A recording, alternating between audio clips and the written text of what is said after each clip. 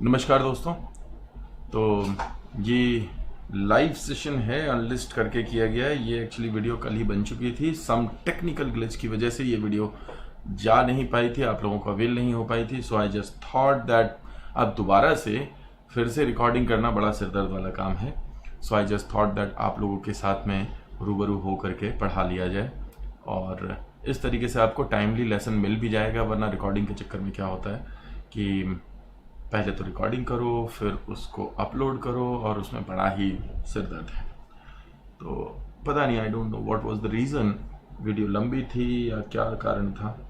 मैं भी भाव विभोर हो गया था, बहुत ख़राब लगा क्योंकि वीडियो नहीं जा पाई आपके पास बिकॉज उसमें सम प्रॉब्लम्स वर देयर। बहुत मज़ेदार वीडियो बनी थी, पर उससे ज़्यादा बेहतर बनाने का तरीका सिर्फ एक ही था कि आप और हम लाइव आ जाएं। तो चलिए शुरुआत करते हैं।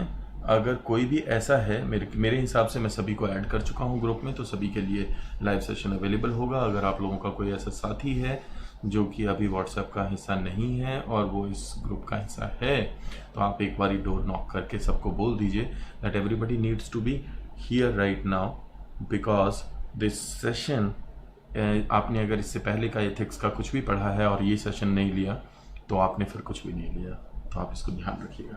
This is going to be important. आप कहने वाले हैं that this is going to be one of the most important section जो भी हमने एथिक्स में किए हैं। ये एथिक्स पे लास्ट सेक्शन है, इसके बाद हम कम्युनिकेशन करेंगे और बहुत सारे वीडियो ऑलरेडी चैनलाइज हैं। मैं इंतज़ार कर रहा हूँ कि एक दो और आ जाएं। आप में से बहुत कम लोग आए हैं, शायद सभी को ये नोटिफिकेशन मिला नहीं है। इतनी देर का मैं आप लोगों को दे सकता था टाइम, अब इससे ज़्यादा का मेरे लिए पॉसिबल भी नहीं था।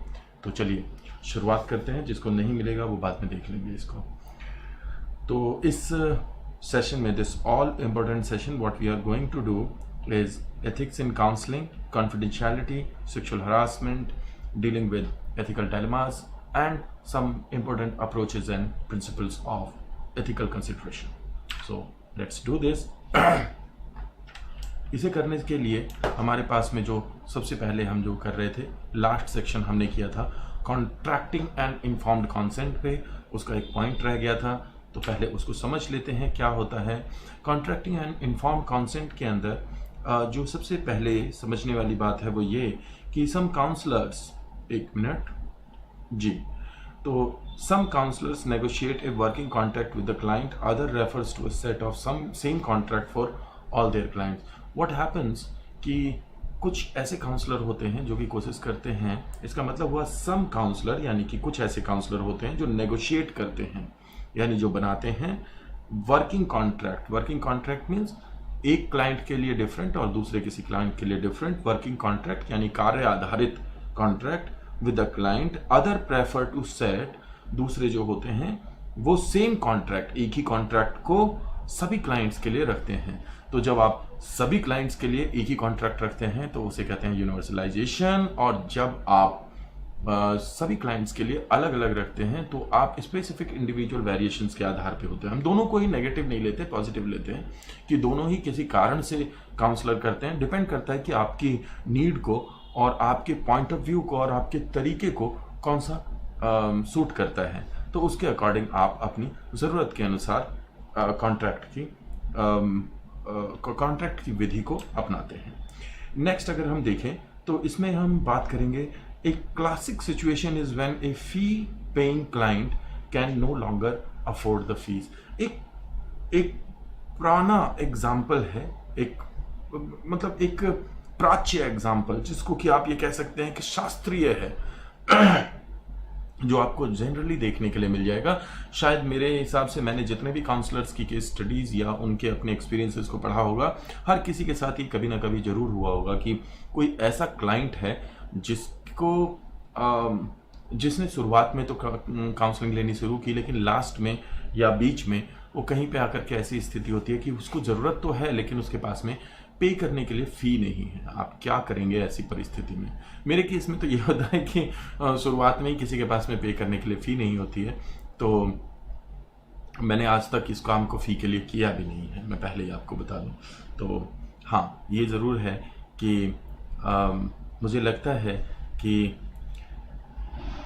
आप जैसे ही इस कार्य के साथ एक फी को जोड़ देते हैं तो अभी हमारी जो सोसाइटी है वो इस रूप में तैयार नहीं है कि एक सर्विस है, ये एक कार्य है। जैसे ही आप इसमें फ़ी जोड़ देते हैं तो कहीं ना कहीं, जैसे आज तक हमारे यहाँ पे इंश्योरेंस एजेंट, एडवर्टाइजिंग कंपनी या जो सर्विसेज प्रोवाइड करने वाले अन्य सर्विस प्रोवाइडर होते हैं उनको उतना सीरियसली नहीं लिया जाता है, because they are asking money. और इसी तरीके से फिर काउंसलिंग को भी देखा जाने लगता है कुछ केसेस में। लेकिन अभी कुछ क्लासेस में इसके लिए एक्सेप्टेंस आ गया है, अभी तक पूर्ण रूप से उतने बड़े लेवल पे नहीं आया जैसे कि आप यूनाइटेड स्टेट्स ऑफ अमेरिका में या यूरोपियन यूनियन कंट्रीज में, यूरोप के अंदर ऑल थ्रू आउट देखेंगे। तो क्या करेंगे आप, अगर आपसे अगर कोई व्यक्ति अगर फी देने की स्थिति में नहीं है, क्योंकि हम लोग काउंसलर फर्स्ट हैं, तो आपको ये देखना पड़ेगा कि आप किस सिचुएशन में हैं।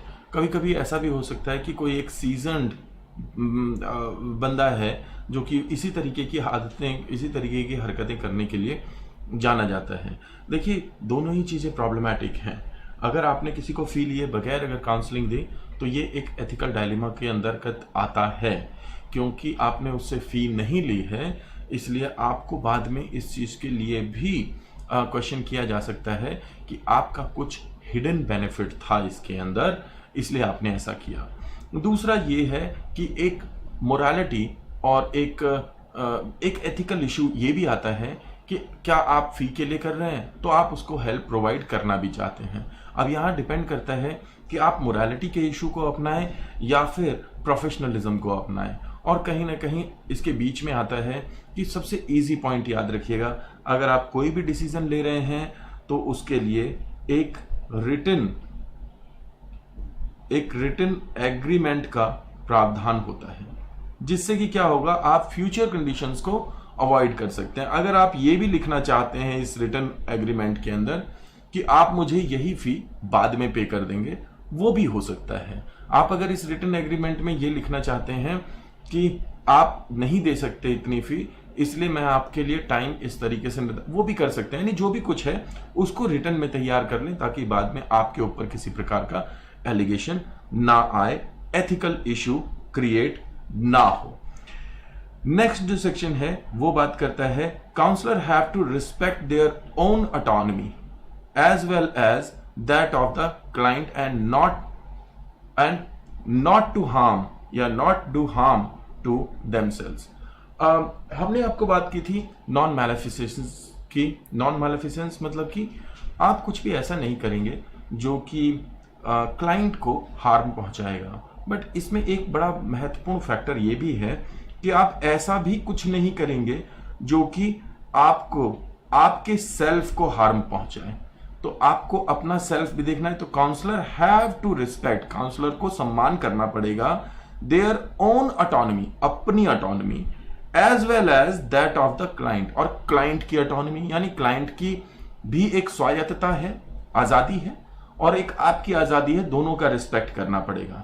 And not do harm to themselves, और कोशिश करनी पड़ेगी कि ना तो आपको हार्म हो और ना उसको हार्म हो। ये आपके कॉन्ट्रैक्ट का और इन्फॉर्म्ड कॉन्सेंट का एक महत्वपूर्ण हिस्सा होता है जिसको कि आपको ध्यान रखना है। ठीक है, तो इसमें आपको किसी प्रकार की मिस्टेक नहीं करनी है। Placing the client's need for the help over the practitioner's need for an income may appear to be the charitable act and one of non maleficence. मजेदार चीज है, ये कह रहा है, पहले तो इसको लाइन को समझ लीजिए क्योंकि हमारे साथ में कुछ ऐसे स्टूडेंट्स हैं जिनको की प्रॉब्लम होती है इस लैंग्वेज से।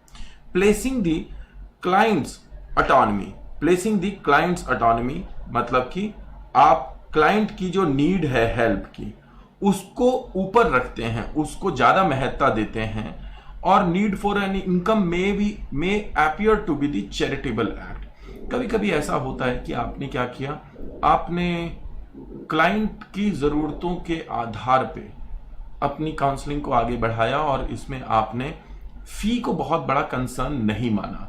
ऐसी स्थिति में वो आपके लिए एक चैरिटेबल एक्ट हो जाता है। आप ये कह सकते हैं कि भाई मैं इसको for the welfare of the client कर रहा हूं। लेकिन अगेन द क्वेश्चन इज कि क्या आपके पास में इसको लेकर के एक लिखित, the most important thing is आपके पास में लिखित परिलेख होना चाहिए, क्योंकि आप बाद में फंस सकते हैं इसको लेकर के। आप पे एलिगेशन लग सकता है कि आपने फ्री ऑफ कॉस्ट इसे हेल्प क्यों प्रोवाइड की। और एक लाइन याद रखिएगा, जीवन में बहुत काम आएगी। जब एक प्रोडक्ट होता है उसकी अपनी एक कीमत होती है। तो अगर आपको कोई एक प्रोडक्ट मिल रहा है तो उसकी आपको एक कीमत चुकानी पड़ रही है, लेकिन अगर आपको एक प्रोडक्ट फ्री मिल रहा है तो इसका मतलब कीमत आप हैं। याद रखिएगा इसकी।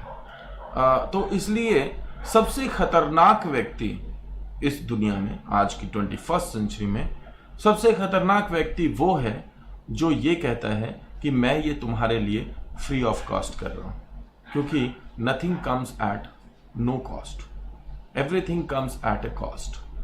क्योंकि कोई भी कुछ भी कर रहा है वो आपके वेलफेयर के साथ अपना वेलफेयर जरूर ध्यान रख रहा है, लेकिन अगर इस कॉन्सर्न को हिडन रखा हुआ है तो कहीं ना कहीं ये आपके लिए प्रॉब्लमैटिक होने वाला है इन लॉन्गर टर्म। तो याद रखेंगे आप लोग कि अगर केजरीवाल जी आपको पानी फ्री में दे रहे हैं तो वो आपसे चार्ज जरूर कर रहे हैं कुछ ना कुछ उसके बदले में, या बिजली अगर मुफ्त आ रही है तो इसका मतलब आप प्रोडक्ट हैं, क्योंकि उन्हें आपका वोट चाहिए, मूल्य आप हैं। तो अगर पानी का मूल्य नहीं है तो मूल्य आप हैं, और आपने इस बात को प्रूव भी कर दिया।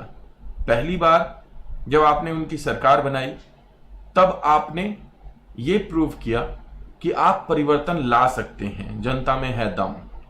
दूसरी बार जब आपने सरकार बनाई तो आपने ये प्रूव किया कि आप आशावादी हैं, ऑप्टिमिस्टिक। और तीसरी बार जब आपने उनकी सरकार बनाई तो आपने फिर प्रूव किया कि आप मूर्ख हैं। मतलब आई एम रियली सॉरी, वो मैं ऐसी, मतलब आप प्रोडक्ट हैं। आपने ये प्रूव किया कि आप ही मूल्य हैं, ठीक है ना। तो अगर प्रोडक्ट की अगर कोई कॉस्ट नहीं है तो फिर कॉस्ट आप हैं। तो आप फिर अपनी कॉस्ट के आधार पर, मतलब मैं किसी के अगेंस्ट नहीं हूं, but I am not very happy with the way our CM and the ministry is taking this situation of corona और अदर सिचुएशंस, किस तरीके से वो ले रही हैं, बैक हैंड से और अपर हैंड से। तो खैर चलिए, हो सकता है कि मेरे एग्जाम्पल से कुछ लोग डिफर मूव करते हों, सोचते हों, बट इट्स ओके, कोई इशू नहीं है। ज़रूरी थोड़ी है कि आप और मैं हर विषय पर एक दूसरे से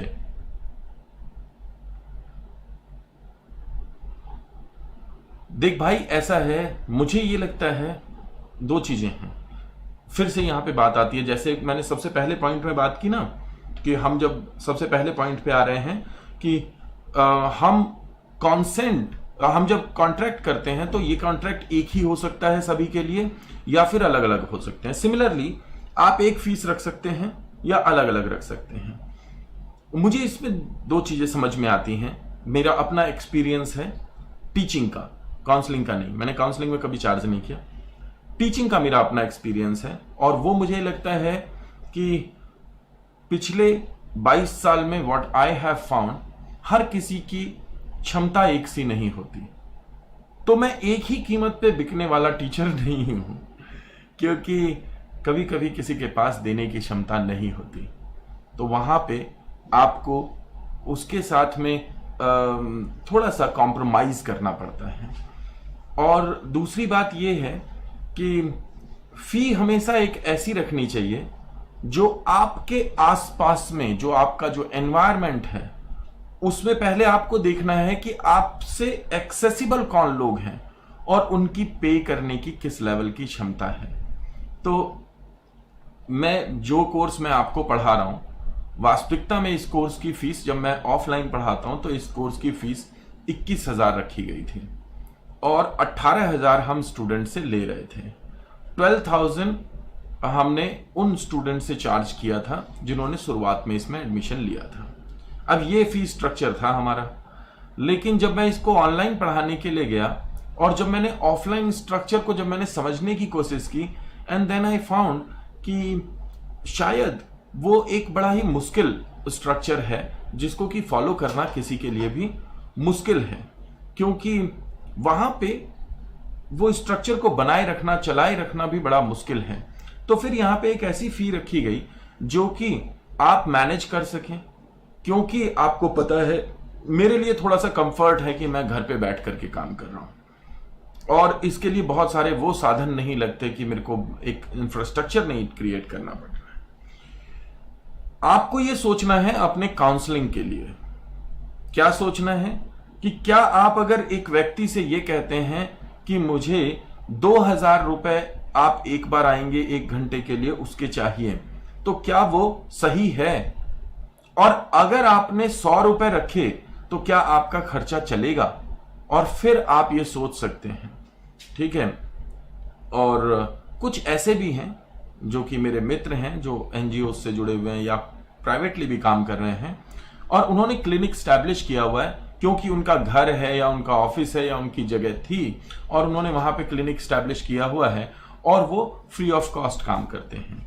लेकिन वो फ्री ऑफ कॉस्ट सभी के साथ काम नहीं करते, तो वहां कहीं हिडन आइटम्स आ जाती हैं, हिडन पेमेंट्स आ जाती हैं। तो ये मुझे बाद में पता चला।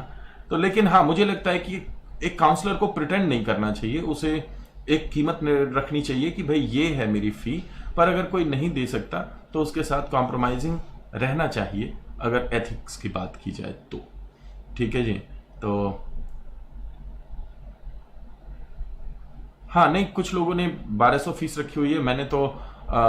मैंने ऐसे भी लोग देखे हैं जो कि 10 और 12 हजार रुपए एक सेशन के लेते हैं और उसके बाद में वो बिल्कुल घड़ी देख करके सेशन चालू करते हैं और घड़ी देख के सेशन, क्योंकि उनका टाइम बड़ा कीमती है, ऐसा उनको लगता है। तो हाँ, मतलब मैं ऐसे लोगों से मिल चुका हूँ, तो मैं खुद सोच रहा था किसी से हेल्प लेने की, एक टाइम था तो उस वक्त में मुझे हेल्प लेनी थी, तो मैं बहुत सारे लोगों से अप्रोच कर रहा था, but I never took that help. और खैर चलिए आगे बढ़ते हैं। Care must be taken against the charge of exploitation which is unethical in every code of conduct.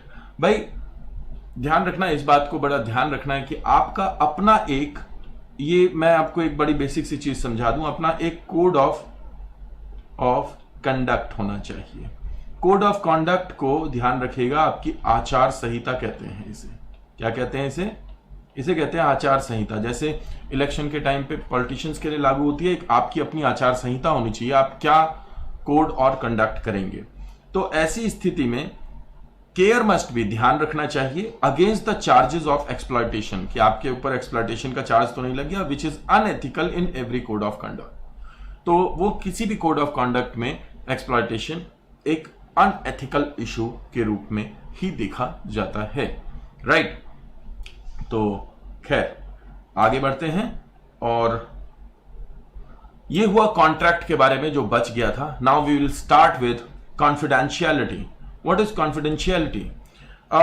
जब भी आप एग्जाम में बैठेंगे तो जो सबसे जरूरी विषय होगा, ये सोच लीजिए आपके पेपर में एक क्वेश्चन कॉन्फिडेंशियलिटी से जरूर आता है। One of the most difficult areas to negotiate ethically is that of confidentiality, और इसीलिए शायद ये बहुत महत्वपूर्ण भी हो जाता है। हाँ, बिल्कुल सही कह रहे हैं सूर्यकांत। और मुझे लगता है मेरे से सेवी ने बात की थी, मेरे को नुपुर को देख करके लगता था कि हाँ वो कर सकती है। Even Suryakant, when you were talking to me, I found that yes you can do that. Shubham Prajapati या जो भी मेरे दूसरे स्टूडेंट थे, इवन सपना एंड ऑल अदर्स, जब तक मुझे सपना के बारे में पता नहीं था, she is already in government job, तो मैं ये सोचता था कि ये जो बच्चे हैं ये सब मिलके इनमें से कोई भी एक बेहतर काउंसलर हो सकता है, क्योंकि मैं बहुत सारे काउंसलर से मिला हुआ हूं और मुझे लगा कि ये लोग बहुत अच्छे तरीके से काउंसलिंग प्रोवाइड कर सकते हैं। बट फिर मैं किसी को गाइड क्यों नहीं करता क्लिनिशियन या काउंसलर बनने के लिए या अपनी दुकानदारी खोल लेने के लिए, क्योंकि अभी तक हम जागरूक नहीं हैं, अवेयरनेस नहीं है। तो आपके पास जब तक आप फ्री में लोगों की हेल्प कर रहे हैं तब तक तो आपके पास जनता आ जाती है। जैसे ही आप फी से हेल्प करते हैं तो आपके पास में वो जनता आती नहीं है, फिर आपका जो जोनर है वो बहुत सीमित हो जाता है, क्योंकि लोग अवॉइड करते हैं अपनी मेंटल हेल्थ को, फिजिकल हेल्थ को वो बहुत ध्यान रखते हैं।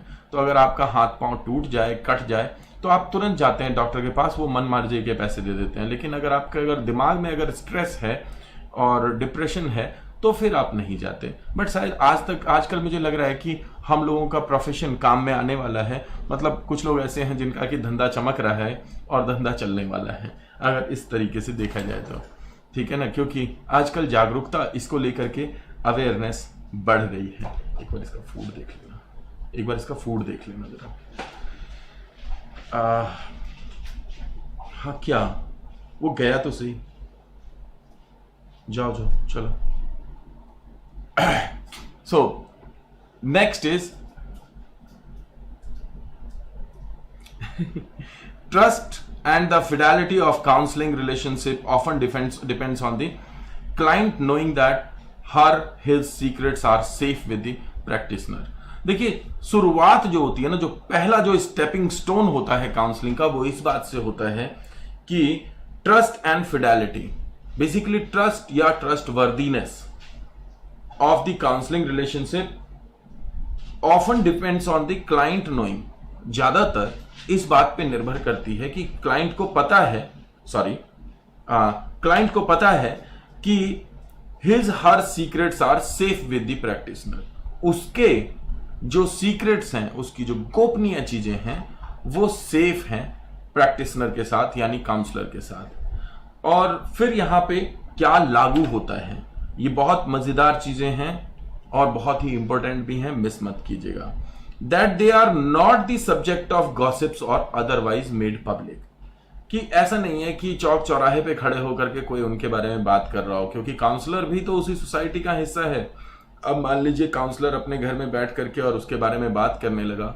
घर में एक मम्मी है, एक बहन है, एक माँ बापा है, एक बच्चा है, और इनमें से कोई भी बाहर जाकर के किसी और के बारे में बात करने लगा, और फिर वो चेन बनती रही, और फिर वो उसे पता चल रहा है कि भाई जो क्लाइंट के बारे में बड़ी ही सीक्रेट इंफॉर्मेशन थी वो मार्केट के अंदर आ गई, और वो तो बट ऑफ जोक बन गई है या बन गया है। तो ऐसी कंडीशन से बचने के लिए कॉन्फिडेंशियलिटी का इशू होता है, और जो कि कॉन्ट्रैक्ट का एक अहम हिस्सा होता है। पर कॉन्फिडेंशियलिटी कुछ केसेस में ब्रेक भी होती है, कॉन्फिडेंशियलिटी कुछ केसेस में ब्रेक भी होती है। कौन से केसेस होते हैं उस पे हम आएंगे, ठीक है ना।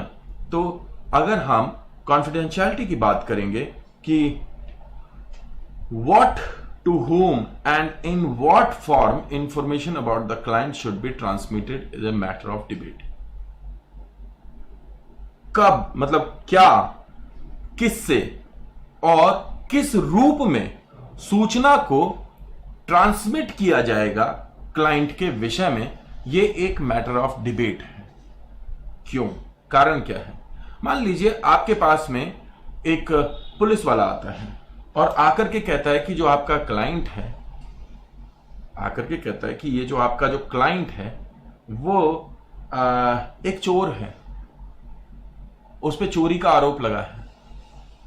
तो आपको हमें बताना होगा कि उसने आपसे क्या शेयर किया है इस विषय में। आप कहते हैं कि मैं अपने कॉन्ट्रैक्ट में कॉन्फिडेंशियलिटी के क्लॉज से बंधा हुआ हूं।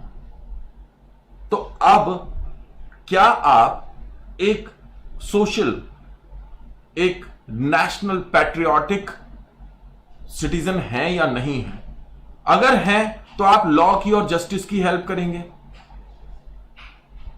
और अगर आप ऐसा करते हैं तो ऐसे कंडीशन में आप काउंसलर होने के जो नॉर्म्स हैं उनको फॉलो नहीं करेंगे। तो या तो आप फिडेलिटी को खत्म करेंगे, मतलब फिडेलिटी यानी ट्रस्टवर्दीनेस, आपके अंदर जो ट्रस्ट है, आपके अंदर जो विश्वास है क्लाइंट का, जिसके कारण वो आपसे जुड़ा हुआ है, वो है फिडेलिटी।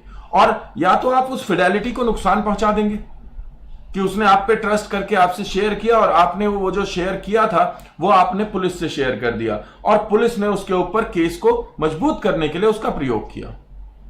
अब यहां पे आता है ब्रीच ऑफ ट्रस्ट। तो आप ट्रस्ट तोड़ेंगे या आप कानून की हेल्प करके, या तो ट्रस्ट तोड़ेंगे और या फिर आप कानून की हेल्प नहीं करेंगे। तो which one will it go? अब यहां पे बात आती है, जब हम इस तरीके की बातें करते हैं किसी चीज के बारे में, तब बात आती है total confidentiality. What is total confidentiality? भाई देखो, सबसे पहली बात तो जो आपको समझ लेनी है वो ये कि टोटल कॉन्फिडेंशियलिटी जैसी चीज कोई होती ही नहीं है। Promising total confidentiality is unethical. सबसे पहली बात जिसको आपको याद रखना है, प्रॉमिसिंग टोटल कॉन्फिडेंशियलिटी, अगर हम इस बात का वादा कर रहे हैं कि हम टोटल कॉन्फिडेंशियलिटी रखेंगे, तो इसका मतलब यह है कि हम अनएथिकल प्रॉमिस कर रहे हैं। हम अपने कर्तव्य से, एक काउंसलर के रूप में जो हमारा कर्तव्य है, उससे भी भटक रहे हैं। Why can you go for total confidentiality agreement? अब इसको आप सोचिए, कॉन्फिडेंशियलिटी को कॉम्पिटेंस से जोड़ करके पढ़िए। मान लीजिए क्लाइंट कोई एक ऐसी समस्या लेकर के आता है जो कि आप कॉम्पिटेंट नहीं है, आपकी क्षमता नहीं है उसको पूर्ण रूप से हल करने की। ऐसी स्थिति में आपको अपने सुपरवाइजर के पास जाना पड़ेगा। अब सुपरवाइजर आपकी हेल्प कर पाए, यानी कि आपके जो सहयोगी काउंसलर हैं या सुपरवाइज कर रहे हैं या आपके गाइड हैं या आपके टीचर हैं या आपके पहले एक्सपीरियंस्ड कोई काउंसलर रह चुके हैं, जिसके पास भी जाएंगे आपको उससे बात शेयर करनी पड़ेगी। और अगर आपने उससे क्लाइंट का केस शेयर किया तो टोटल कॉन्फिडेंशियलिटी तो चलेगी नहीं। So you will blow the total confidentiality if you go to somewhere. अब आप ये मान करके चलें कि आप टोटल कॉन्फिडेंस है, आपके अंदर कंप्लीट फुल कॉम्पिटेंस है, ये तो फिर अजीब सी बात है। क्या दुनिया में कोई भी ऐसा काउंसलर होगा जो हर समस्या को हल करने के लिए फुल्ली कॉम्पिटेंट होगा? अगर होगा भी तो भाई मैं उससे मिला नहीं हूं, क्योंकि भगवान को किसने देखा है? तो मुझे जहां तक लास्ट टाइम याद है तो परमहंस ने कहा था, जब विवेकानंद ने पूछा कि क्या आपने भगवान को देखा है, तो उन्होंने कहा कि हाँ देखा है। वहीं से कहानी चालू हुई थी। अब परमहंस को तो मैं अभी जानता नहीं, रामकृष्ण परमहंस यहाँ पे कहीं आसपास है नहीं, तो भगवान जी हो सकते हैं फुल्ली कॉम्पिटेंट। तो अभी हमारे यहाँ तो भाई ऐसा है नहीं, और मैं बहुत सारे लोगों से मिला हूँ, लेकिन अभी ऐसा कोई नहीं लगता जो कि हर सिचुएशन को सॉल्व करने के लिए हो। इसलिए टोटल कॉम्पिटेंस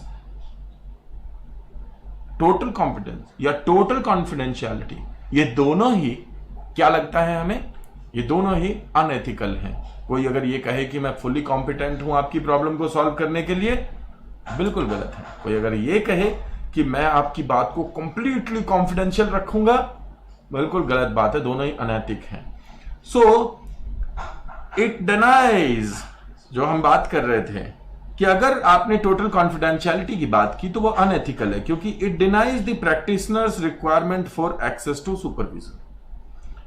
ये रोक लगा देता है प्रैक्टिशनर के, यानी काउंसलर की जो जरूरत है एक्सेस टू सुपरविजन, किसी से सुपरवाइजर के पास जाकर के और उससे लेकर के आना हेल्प। उसके लिए आपको पहले क्लाइंट के केस को वहां पे डिस्कस करना पड़ेगा, और इस डिस्कशन पे और सुपरविजन के एक्सेस पे रोक लग जाती है। इस तरीके से total confidentiality is unethical, right? तो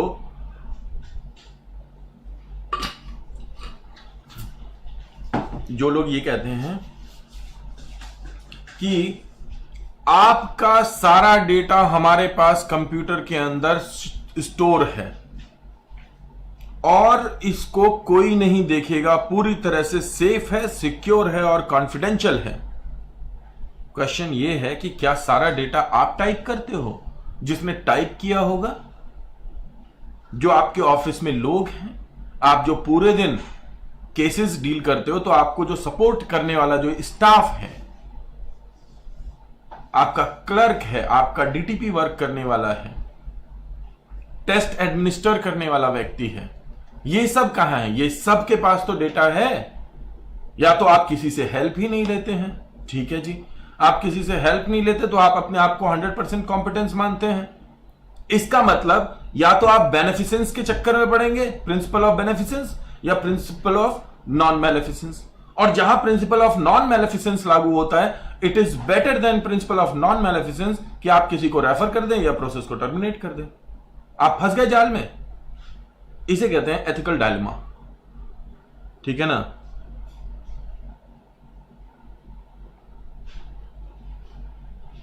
चलिए, कोई आप लोग कहानी में, जैसे मेरा क्लाइंट 9th स्टैंडर्ड में था and thought to run from home one day, then it was my responsibility to tell the parents for his protection.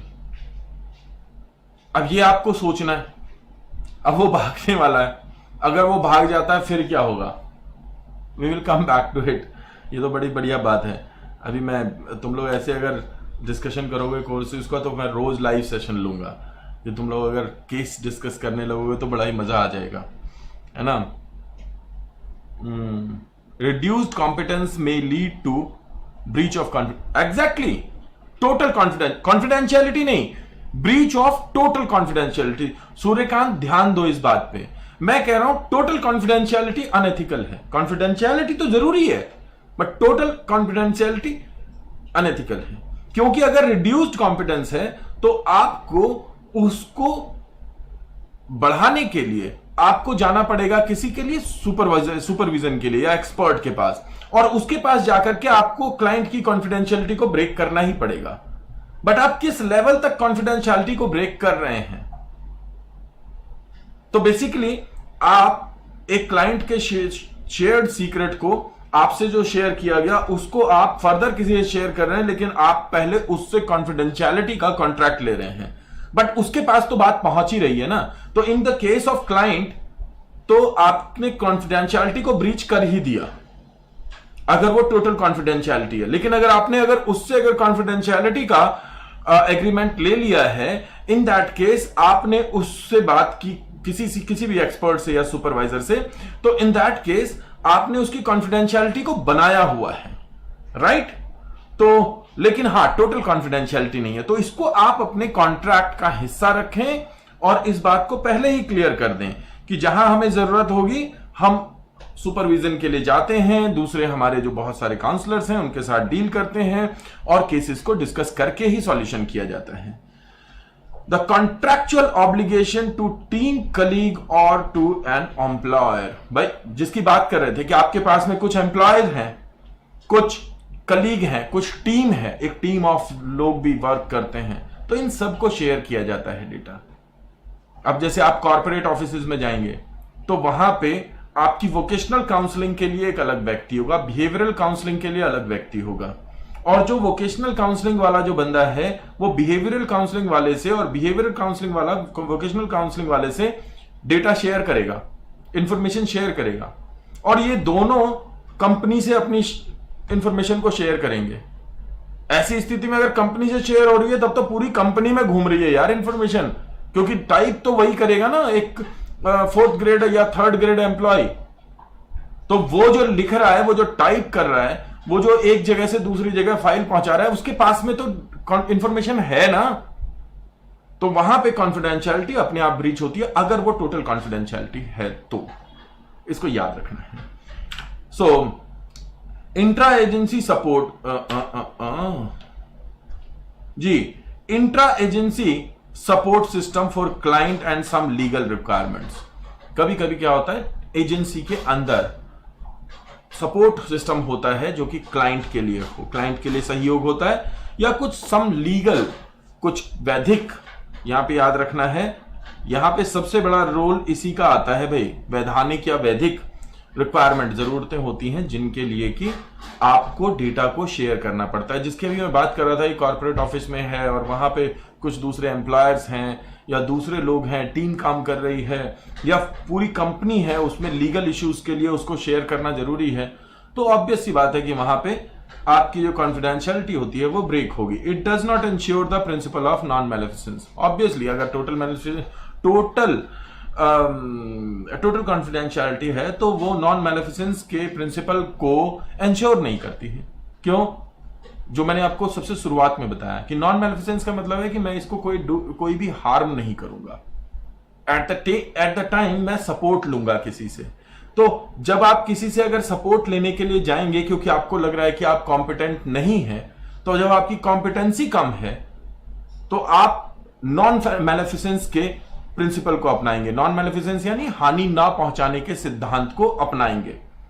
तो हानि ना पहुंचाने के सिद्धांत का मतलब है कि काउंसलर को पता है कि मैं कॉम्पिटेंट नहीं हूं, और जब वो कॉम्पिटेंट नहीं है तो वो हेल्प लेगा, लेकिन अब वो हेल्प नहीं ले पाएगा क्योंकि टोटल कॉन्फिडेंशियलिटी है।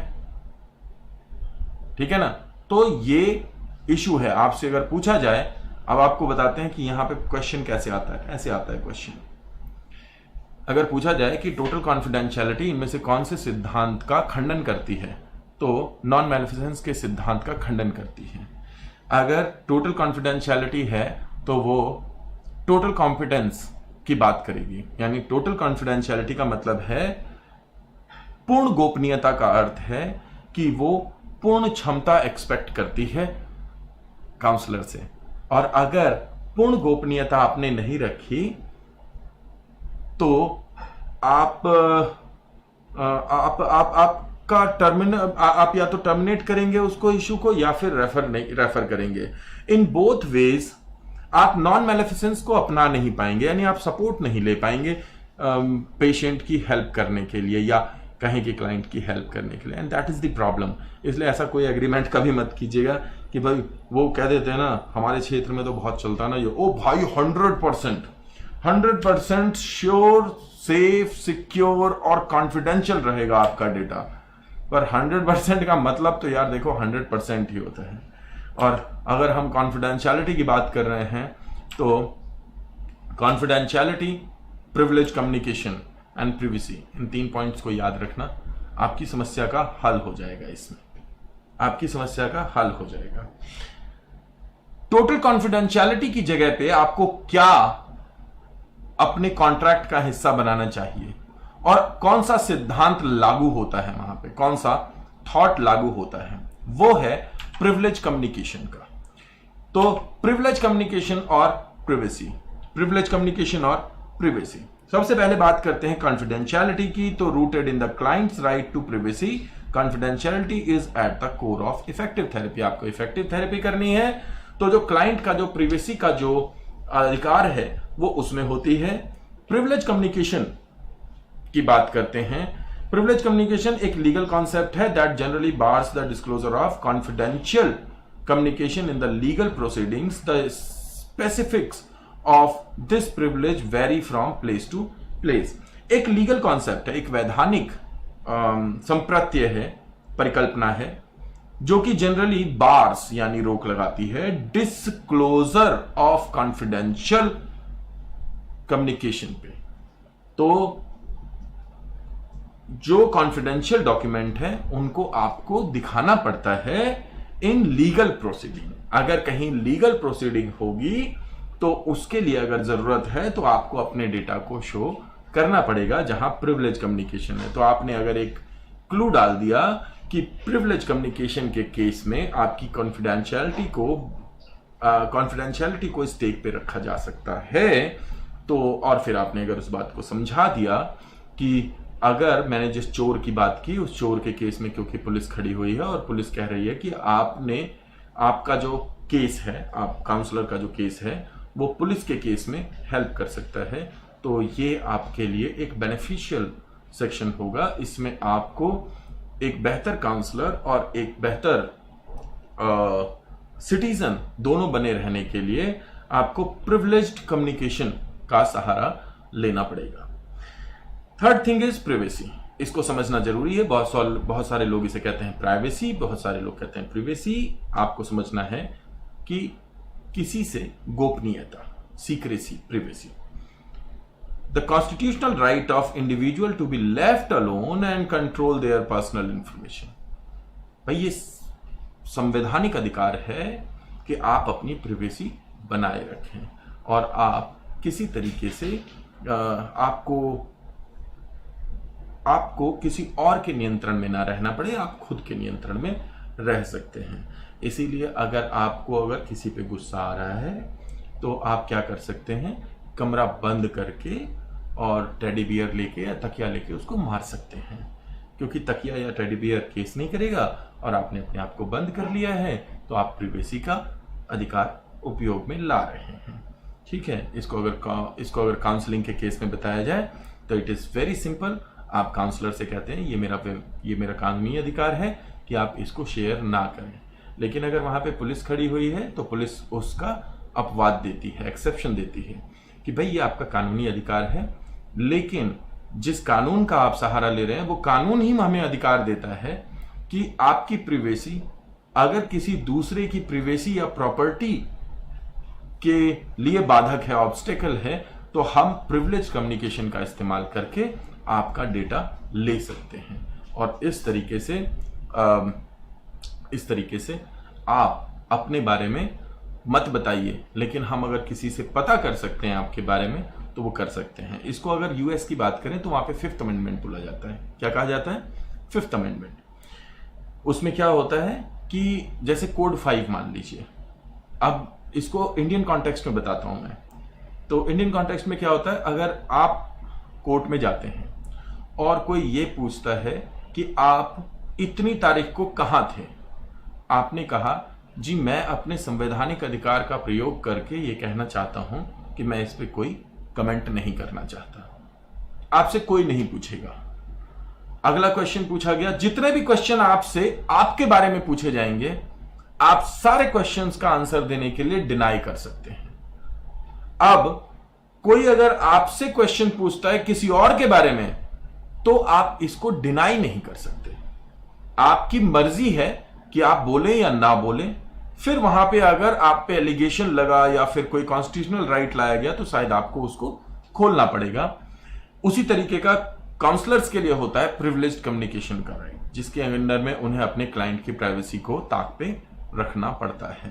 Sir as per Indian context if client is involved in देखो ऐसा बहुत ज्यादा मैं कमेंट ले नहीं पाऊंगा, लेकिन हाँ यहाँ पे मैं 2 मिनट देख सकता हूँ। Unethical activity then breach of authenticity will be okay for counsellor और नॉट। मतलब if a client is involved in unethical activity, if a client is involved in unethical activity, अच्छा, then breach of authenticity मतलब will okay for counselor। मुझे नहीं मालूम कि आप क्या कह रहे हैं, इस विषय में क्या कहना चाह रहे हैं, क्योंकि यहाँ पे आपने बात की है unethical activity, what unethical activity, और दूसरा ऑथेंटिसिटी की आप बात कर रहे हैं। ऑथेंटिसिटी का मतलब होता है कि काउंसलर को ऑथेंटिक रहना है। क्लाइंट तो कभी भी ऑथेंटिक होगा ही नहीं आपसे, क्लाइंट तो हमेशा झूठ बोलते हैं, वो तो हमेशा घुमा के बात को रखते हैं, उनके लिए जो सही होगा वही रखेंगे। तो आप ऑथेंटिसिटी का बाउंडेशन कभी भी क्लाइंट पे नहीं लगाते, ऑथेंटिसिटी का बाउंडेशन तो आप हमेशा काउंसलर के लिए रखते हैं। तो आप देखिए हमने काउंसलर रिलेशंस की जो एथिकल कंसर्न है वहां पे ऑथेंटिसिटी को डिस्कस किया है, जेन्युइनिटी और authenticity. Sir what if we as a counsellor discuss the case to the seniors because we need more input upon client's information, is this okay to discuss? हाँ बिल्कुल, it is okay to discuss as far as you are in an agreement of confidentiality with your senior। मतलब you have, एक होता है spoken agreement, एक होता है unspoken agreement. आपको पता है that this person is of good faith, जो कि बाहर बात नहीं करेगा, तो आपके बीच में एक अनस्पोकन, क्योंकि वो खुद भी काउंसलर है तो उसको पता है कि मुझे इस बात को बाहर नहीं करना, लेकिन वो आपका सीनियर है, तो ये होता है अनस्पोकन एग्रीमेंट ऑफ कॉन्फिडेंशियलिटी, जिसमें कि आपने उससे एक केस डिस्कस किया क्योंकि आप उसकी उसमें हेल्प चाहते हैं। तो इसीलिए तो मैंने कहा कि ये हेल्प तो आपको बारंबार लेनी पड़ती है, क्योंकि आप किसी एक जगह पे तो फंस ही जाएंगे केस में, क्योंकि आपको हमेशा लगता है कि आप जिस पर्सपेक्टिव से देख रहे हैं क्या कोई और भी पर्सपेक्टिव इसका हो सकता है, इसलिए केस स्टडीज को आप बाहर रख सकते हैं। तो इसका कॉन्ट्रैक्ट में वर्णन भी होता है। कुछ लोगों के केस में तो वो ये भी वर्णन करवाते हैं कि मैं इस केस स्टडी को कभी भी छाप सकता हूं, रिसर्च के लिए यूज कर सकता हूं, मैं अपने सुपरवाइजर से डिस्कस कर सकता हूं, मैं अपने कलीग से, अपने स्टूडेंट से इसको डिस्कस कर सकता हूं, अपनी क्लासेस में इसका इस्तेमाल कर सकता हूं। तो जो भी आप कॉन्ट्रैक्ट में लिखते हैं वो आपका एथिकल कंसर्न बन जाता है, क्योंकि उस पर क्लाइंट ने आपको सहमति दी है। तो इस तरीके से आप उसको रख सकते हैं। क्लाइंट इफ क्रिमिनल एक्ट, और हाँ बिल्कुल, अगर क्लाइंट अगर क्रिमिनल एक्टिविटी में अगर वर्णित है तो वहीं पे प्रिविलेज्ड कम्युनिकेशन का राइट लग जाता है, ऑथेंटिसिटी नहीं लागू होता क्लाइंट के ऊपर। क्लाइंट के ऊपर केवल इतनी चीज होगी कि वो एक क्रिमिनल एक्ट में फंसा हुआ है, उसके लिए मुझे लीगल प्रोसीडिंग में हेल्प करने के लिए इस डेटा का इस्तेमाल करना है। क्लाइंट कभी ऑथेंटिक नहीं होते, नेवर एवर। मैंने कभी किसी क्लाइंट को ऑथेंटिक नहीं देखा, सब झूठे होते हैं, है ना। क्लाइंट ने किसी का मर्डर कर दिया है, क्या काउंसलर खुद से कंप्लेन करेगा पुलिस में? करनी चाहिए, करनी चाहिए। क्यों करनी चाहिए उसकी मैं बात करूंगा, लेकिन थोड़ा सा रुक जाओ। मैं बता रहा हूं आपको, करनी चाहिए, ठीक है। आगे बढ़ते हैं। क्या? अच्छा, फिर वो काउंसलर का भी मर्डर करेगा? अनंत मांझा ध्यान दे इधर, ठीक है ना। तो अभी तू केवल एक विद्यार्थी है, don't think like Jats, think like अ विद्यार्थी। तो उसने कहा कि वो कोई मर्डर करके आया है, वो कह रहा है कि काउंसलर का, उसको अगर काउंसलर बोलेगा तो काउंसलर का भी मर्डर करेगा। सही है। खैर चलो, कॉन्फिडेंशियलिटी अंडर एक्सेप्शनल सर्कमस्टांसेस, यही है सेक्शंस जिसको आपको याद रखना है, ठीक है ना। देखो क्या पर्वत जैसी चीज आ रही है ना, मजेदार है। चलो तो one of the most difficult ethical question is whether to break a client's confidentiality under exceptional circumstances. That is, आप देखो, in case of a threat of suicide, physical sexual abuse of minor. ध्यान से समझिएगा, suicide, physical abuse, sexual abuse of a minor, the principle of non maleficence towards self यानी कि suicide, और other abuse has to be weighed against the client's autonomy. ध्यान से समझ लीजिए, मैंने कहा था ना थोड़ी देर में बताऊंगा कि अगर मर्डर अगर हो रहा है तो क्या करना चाहिए काउंसलर को। तो एक बहुत ही डिफिकल्ट एथिकल क्वेश्चन है कि कॉन्फिडेंशियलिटी जो है, जो गोपनीयता है क्लाइंट की, क्या उसको एक्सेप्शनल सर्कमस्टांसेस में ब्रेक कर देना चाहिए।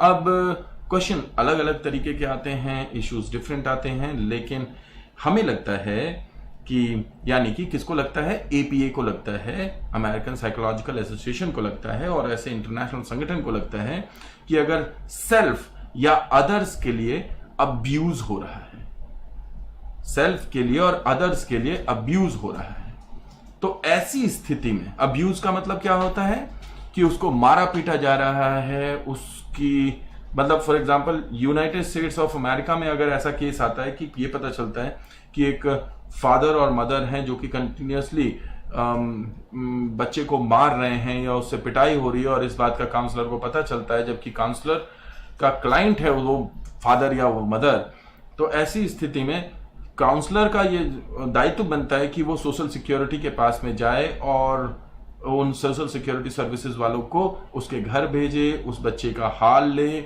और जरूरत है तो उसको सिक्योरिटी और सपोर्ट प्रोवाइड की जाए। सिमिलर इज इन इंडिया और in any part of the world, because it is compulsory to see कि ये जो प्रिंसिपल ऑफ नॉन मैलेफिसेंस है टुवर्ड सेल्फ और अदर, यहाँ पे ये भी तो ध्यान रखना है ना कि वो जो बंदा है वो सोसाइटी का हिस्सा है। अगर वो किसी एक कंडीशन में अगर किसी दूसरे को हार्म पहुंचा रहा है तो हमें उसे भी तो बचाना है ना, जो कि जिसको हार्म पहुंचेगी। तो ऐसी स्थिति में या फिर पहुंच चुकी है, तो अगर हमने अगर ये नहीं बताया कि इसने किसी का मर्डर किया है, तो ये फिर कल की डेट में किसी और का भी मर्डर कर सकता है। तो ऐसे सोसाइटी जो है वो अंडर थ्रेट है इस पर्सन के कारण। बट इसमें कुछ नॉर्म्स होते हैं कि अगर उसने अगर ऐसा किया है और वो ऑलरेडी अगर काउंसलिंग का हिस्सा है, तो फिर वो उसकी काउंसलिंग भी जारी रहती है उस दौरान। और ये देखा जाए कि अगर उसकी अगर किसी मेंटल कंडीशन के कारण ऐसा हुआ है, तो इसमें ये देखा जाता है कि ये व्यक्ति इसने कोल्ड ब्लड में विद अपनी सैनिटी में ऐसा नहीं किया, बल्कि ये किसी ना किसी प्रकार से मेंटली बीमार था। तो फिजिकली और मेंटली करेक्ट होने पर ही उसको सजा दी जाएगी, वरना उसको मेंटल हॉस्पिटल्स में या मेंटल असाइलम में भेजा जा सकता है। ये भी पॉसिबिलिटीज हैं।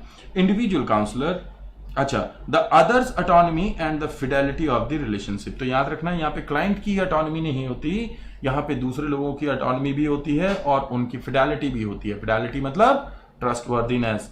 तो अगर वो ब्रीच हो रही है तो काउंसलर का ये भी जिम्मेदारी है कि हमारे क्लाइंट की वजह से दूसरे लोगों की फिडेलिटी यानी कि ट्रस्टवर्दीनेस और उनकी ऑटोनॉमी उनकी स्वायत्ता भी ब्रीच ना हो। अगर वो हो रही है तो दो लोगों की अगर ऑटोनॉमी के बीच में किसी एक की ब्रीच हो रही है तो आपको ये देखना होता है कि किसी की भी स्वायत्ता अगर ब्रीच हो रही है। फॉर एग्जाम्पल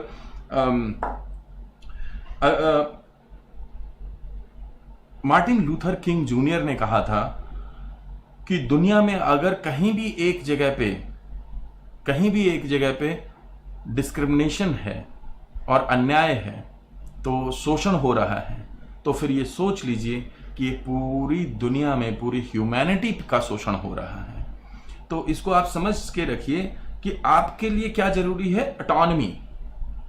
एक आपके क्लाइंट की ऑटोनॉमी है और एक उससे जुड़ा हुआ वो जो व्यक्ति है जिसको वो हानि पहुंचा रहा है, आघात पहुंचा रहा है, उसकी ऑटोनॉमी है। अब यहां पे दोनों में से किसी ना किसी की तो ऑटोनॉमी का आघात हो रहा है। अगर इसका कारण क्लाइंट है तो आपको ये डिसीजन लेना पड़ता है कि आप लीगल अथॉरिटीज को बताएं कि मेरे क्लाइंट की वजह से किसी की ऑटोनॉमी का आघात हो रहा है, राइट? तो ये भी आपका उत्तरदायित्व बनता है इसके अंदर। चलिए आगे बढ़ते हैं। Individual counsellor may have clear moral answer to the dilemma. Individual counsellor जो होगा उसके पास में ये बड़ा क्लियर कट आंसर होता है इस मोरल डायलेमा को लेकर के।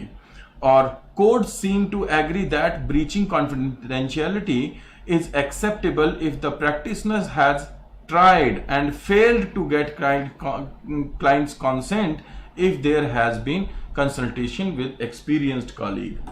देखिए होता ये है कि अगर वो जो काउंसलर है उसने कुछ एग्रीमेंट बनाया और वो ब्रीचिंग कॉन्फिडेंशियलिटी के अंडर में आएगा, अगर जो प्रैक्टिशनर है उसने या प्रैक्टिशनर या क्लाइंट है और काउंसलर है, तो काउंसलर ने कोशिश की और वो फेल रहा क्लाइंट के कंसेंट को लेने में, क्लाइंट ने आपको ये आज्ञा नहीं दी, सहमति नहीं जताई कि आप इस केस को डिस्कस कर सकें किसी दूसरे कॉलीग से, तो फिर आपको क्या करना पड़ेगा?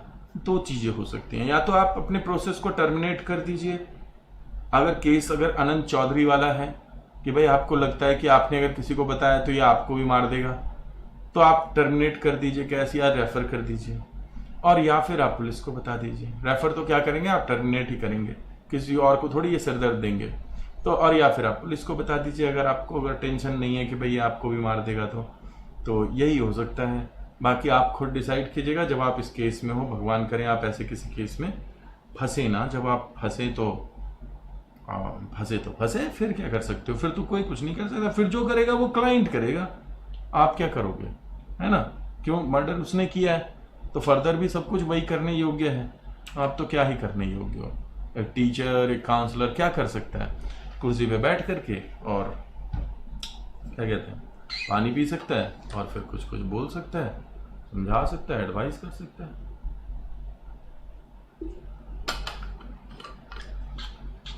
एक दिन मैं अपनी क्लास में समझा रहा था कुछ बच्चे को, उन्होंने कुछ गड़बड़ कर दी थी। अब टीचर क्या होता है, जब समझाता है तो प्रवचन देने लगता है, थोड़ा लंबा हो जाता है। एक नई स्टूडेंट बैठी थी, बाद में आई आगे कहती है, सर कितना बोलते हो आप? मैंने फिर सोचा, मैंने कहा अब इसे मैं क्या कहूँ? फिर मैंने कहा क्यों कहूँ, जो बोल रही है सही तो बोल रही है, बहुत बोलते हो आप। टीचर्स का यही काम है।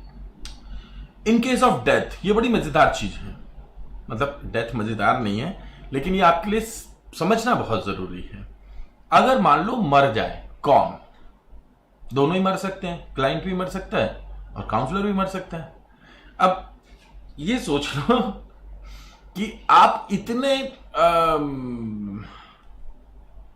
इतने गैर जरूरी हैं कि काउंसलर के मरने के केस को लेकर के अभी तक कुछ क्लैरिटी नहीं है। थैंक गॉड क्लाइंट के मरने के केस को लेकर के क्लैरिटी है। तो यहां पे समझने की जरूरत यह है कि agreement about the confidentiality continue after the client's death unless there are overriding legal और एथिकल कंसिडरेशंस। जब तक कि अन्य नैतिक समझ ना हो या फिर ओवरराइडिंग लीगल इश्यूज ना हो, तब तक ये जो एग्रीमेंट होता है कॉन्फिडेंशियलिटी का, क्लाइंट के मरने के बाद भी एज इट इज लागू रहता है। मान लीजिए क्लाइंट के मरने के बाद किसी एथिकल कंसिडरेशन की वजह से आपके ऊपर दबाव है कि आपको उसके कॉन्फिडेंशियलिटी के बियॉन्ड जाना है, तो फिर आपको अगर कॉन्फिडेंशियलिटी के विरुद्ध जाना है तो आप जा सकते हैं, क्योंकि एथिकल कंसिडरेशन है या ओवरराइडिंग कोई लीगल इशू है, जैसे मैंने बात की प्रिविलेज कम्युनिकेशन की। अदरवाइज जो कॉन्फिडेंशियलिटी क्लाइंट के जीते जी थी वो बाद में भी रहेगी और आप उसकी लाइफ के हिस्सों को खोल नहीं सकते। You can not talk about it and you can not disclose them. क्यों नहीं कर सकते और कैसे नहीं कर सकते और काउंसलर के केस में क्या होता है, इन सारी चीजों को अब बताता हूं। But what is less clear however is what happened in the event of counselor's death or prolonged illness or accident or some serious accident। तो अब अगर मान लो काउंसलर किसी क्लाइंट के केस से इतना सिरदर्द हो जाता है, भाग जाता है कहीं पे छुट्टी करके, मिल ही नहीं रहा कहीं पे, काउंसलर मिल नहीं रहा और पूरी फाइल बनी हुई है, लेकिन वो फाइल किसी को दी नहीं जा सकती क्योंकि कॉन्फिडेंशियलिटी है। दूसरा, मान लो मर गया, बीमार है, अब बीमारी में बेचारा खुद ही बीमार है तो वो किसी और से क्या बात करेगा, लेकिन क्लाइंट ने अपनी फिडेलिटी की वजह से, यहां पे ध्यान रखना डेथ में क्या आ रहा है, फिडेलिटी आ रहा है, कॉम्पिटेंस नहीं आ रहा, आपको हमेशा रिलेट करके याद करना है। क्लाइंट ने अपनी फिडेलिटी की वजह से सब कुछ आपसे शेयर किया है।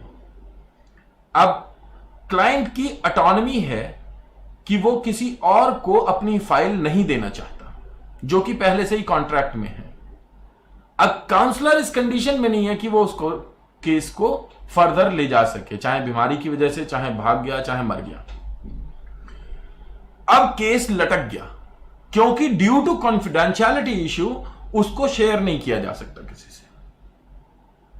यहां पे एक और इश्यू आएगा, यहां पे ऑटोनॉमी सिर्फ क्लाइंट की नहीं है, यहां पे ऑटोनॉमी सुपरवाइजर की भी है, यानी काउंसलर की भी है।